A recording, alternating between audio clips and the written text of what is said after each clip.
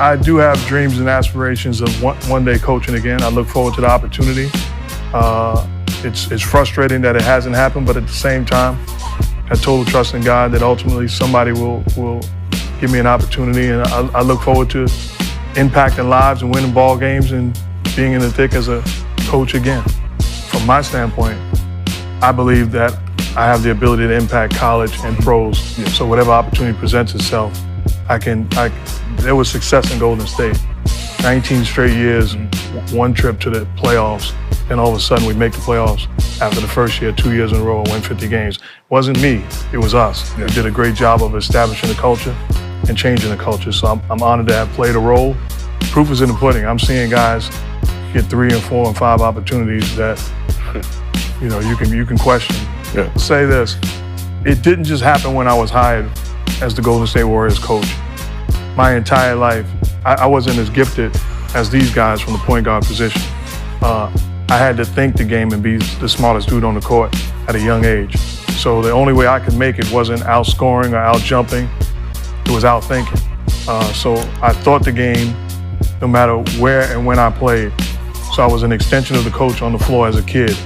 It is tough for a person that plays the game without thinking this. Like if I watch the Indiana Pacers and I'm hiring one guy as my next coach, it's T.J. McConnell.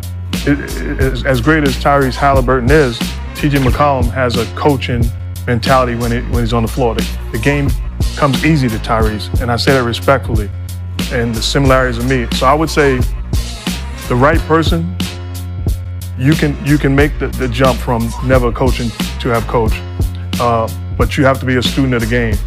It doesn't come easy, and I'm fortunate enough that I took it serious from day one.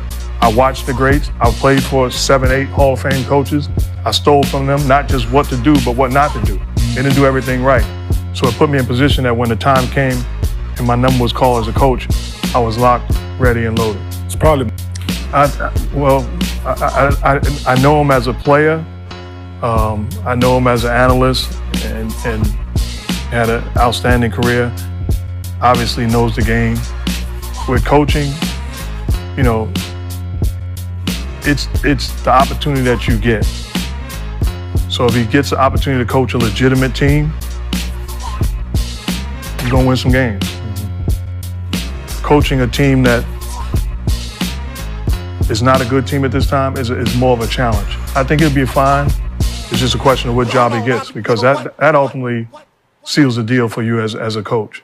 Steve Kerr turns down the Knick job, takes the Warrior job. He's a brilliant basketball mind, future Hall of Famer, and rightfully so, has done an incredible job. And I'm sure that Steve Kerr would attest to the fact that if he took the Knick job, his career as a coach isn't in the same place today. And he's done an incredible job and been nothing but great to me.